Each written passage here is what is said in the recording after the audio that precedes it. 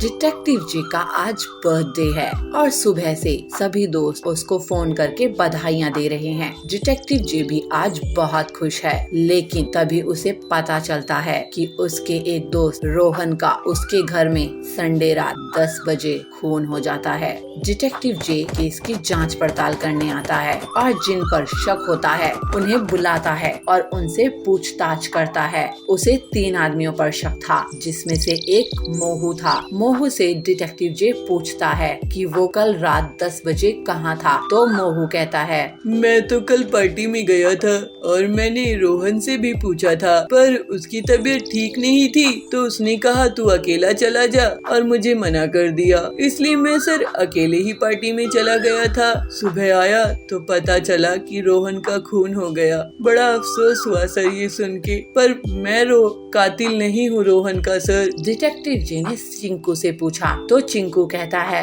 मैं तो शॉपिंग करने मॉल गया था कल और मॉल से बहुत सारा सामान भी लेकर आया। ये देखिए, कपड़े, जूते, घर का सामान, राशन का सामान। वैसे मैंने रोहन से भी बोला था साथ में चलने को, पर उसकी तबीयत ठीक नहीं थी, उसने मना कर दिया तो मैं अकेले ही चला गया। मैं अपने दोस्त का खून नहीं कर सकता। डिटेक्टिव जे ने फिर टिंकू से पूछा तो टिंकू कहता है, सर मैं तो उस समय पार्क गया हुआ था बर्ड वॉच करने के लिए। मैंने रोहन से भी पूछा था साथ में चलने के लिए, पर उसने मना कर दिया था सर, उसकी तबीयत ठीक नहीं थी, इसलिए मैं अकेला ही चला गया। काश मैं ना जाता तो आज मेरा दोस्त जिंदा होता। हे भगवान, ये तूने क्या कर दिया। डिटेक्टिव जी ने सबके बयानों पर ध्यान दिया और समझ गया कि कौन झूठ बोल रहा है। झूठ टिंकू बोल रहा है। उसने कहा था वो पार्क गया था बर्ड देखने, पर रात को कौन सी बर्ड उड़ती रहती है पार्क में, वो भी रात के 10 बजे।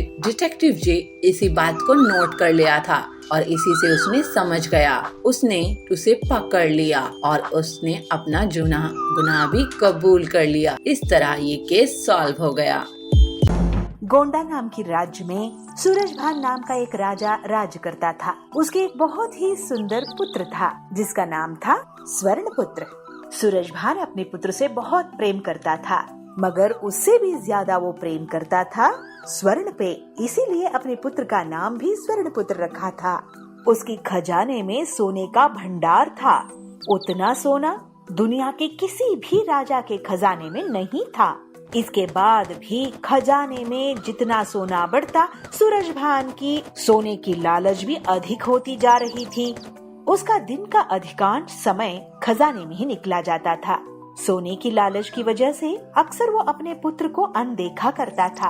खजाने की वो कोना खाली पड़ा है, उसको भी सोने से भर देना है। मंत्री जी, इस बार की फसल के कर और एक सोने का सिक्का बढ़ा दो। जी हाँ प्रभु, मगर कुछ नहीं। अरे प्रभु, इतनी फसल तो आए जो वो कोना भर दे। मंत्री की बात सुन के राजा को लगता है कि यह काम नहीं करने वाला है, मगर उसकी सोने की लालच इतना बढ़ गया था कि वह अन्न जल त्याग कर ईश्वर की कठोर उपासना में लग गया। उसकी तपस्या से प्रसन्न ईश्वर दर्शन देते हुए कहते हैं, बोलो वत्स, मन चाहे वरदान लो, क्या चाहिए तुम्हें? हे भगवान, मुझे ये वरदान दे कि मैं जिस किसी वस्तु को भी छूऊं वो सोना बन जाए। ईश्वर को सूरजभान की लालच समझ में आ गई थी। वरदान देने से पूर्व उन्होंने आगाह किया, राजन, वरदान मांगने से पहले अच्छी तरह से सोच विचार कर लिया है? तो सूरजभान संपूर्ण श्रद्धा से और विनम्र होके कहते हैं, हे ईश्वर, मैं इस विश्व के सबसे बड़ा धनी राजा बनना चाहता हूँ। हमने संपूर्ण सोच विचार कर लिया है, हमें यही वरदान चाहिए। इसकी लालच की बुद्धि सही होने वाली नहीं है, ये शंकर भगवान को पता चल गया और वो तथास्तु कहते हुए वहाँ से गायब हो गए। राजा सूरजभान यह वरदान पाकर खुशी से पागल हो गया था।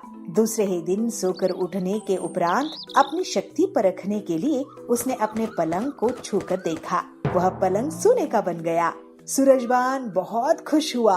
दिन भर वह सुध-बुध खोकर अपनी महल की हर चीज को सोने में परिवर्तित करने में जुट गया। उसे अपनी खान पान तक की चिंता नहीं थी। शाम को सूरजभान थक गया था, उसे जोरों से भूख भी लगी थी। अपने सेवकों को भोजन परोसने के लिए कहता है। जैसे ही सूरजभान भोजन को हाथ लगाता है, वह सोना बन जाता है। अब सोने को तो खा नहीं सकते, तो गुस्से से तिलमिलाते हुए वो उठकर बाहर आ जाता है। ऐसे ही टहलते हुए अपने उद्यान में जा पहुंचता है। वहाँ वह देखता है अपना छोटा बेटा स्वर्णपुत्र वहाँ खेल रहा है। उसकी खेल कूद देखकर राजा की मन में पुत्र वात्सल उमड़ कर आता है। कुछ क्षणों के लिए अपनी भूख भी भूल जाता है। जब स्वर्णपुत्र पिता को वहाँ उद्यान में देखते हैं, तो प्रेम से दौड़ के आके गले लग जाते हैं। विधि की विपर्यास ये था कि स्वर्णपुत्र भी स्वर्ण में बदली हो गया। सूर्यभान रो रो कर कहने लगा, हे ईश्वर, मुझे क्षमा कर दीजिए। आप अपना वरदान वापस लीजिए। मेरी मति भ्रष्ट हो गई थी। मेरा लालच तांडव कर रहा था। हमें समझ आ गया है कि हर वस्तु अमूल्य होता है। हमारे लिए सबसे अमूल्य तो हमारा पुत्र स्वर्ण पुत्र है। उन्हें आप कृपया इंसान बना दीजिए। कहते हुए फिर से रोने लगता है। उस पर दया आकर ईश्वर फिर से तथास्तु बोलते हैं और हवा में लीन हो जाते हैं। स्वर्णपुत्र फिर से इंसान बनता हुआ देख सूरजभान बहुत खुश होता है और अपनी गलती की, अपनी लालसा की उसे पश्चाताप भी होता है। तो मंत्री को बुलाकर कहते हैं, मंत्री जी, अपना कोषागार जरूरतमंद और निर्धनों के लिए खुला रख दो। सूरजभान अपने पुत्र को गले लगाकर खुशी के आंसू बहाते हैं। उनका लोभ खत्म हो गया था और संतुष्टि की जीवन की ओर यात्रा शुरू कर देते हैं। एक घने जंगल में पीलू चिड़िया अपने पति बबलू कबूतर के साथ रहती थी। एक बार बबलू कबूतर घर आता है। अरे पीलू, ये देख, मैं तेरे लिए जूते लाया हूँ और ये जूते मैं कड़क सेठ को उल्लू बनाकर लाया हूँ। पीलू कहती है, तो जल्दी दिखाइए मुझे वो जूते। ये देख, अच्छे हैं ना?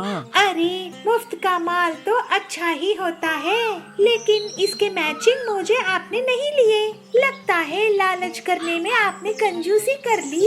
अगर मैं तुम्हारी जगह होती तो एक के जगह 2 जूते लेती। मैं तुम्हें कहती हूँ, कल तुम सेठ के पास जाना और मैचिंग मोजे की पैसे ले लेना। अरे क्या पीलू, ऐसे तो मेरे बॉस को मेरे लालच के बारे में पता चल जाएगा। पीलू कहती है, हाँ ठीक है, मगर अगली बार से ध्यान रखना। तभी वहाँ पर पीलू का बेटा आता है। पीलू अपने बेटे से कहती है, अरे बंटी, तेरे हाथ में क्या है? तो बंटी कहता है, अरे माँ, वो मिट्ठू अंकल जा रहे थे तो मैंने उनसे 5 टॉफी ले ली। तुम मुझे मारोगी तो नहीं ना?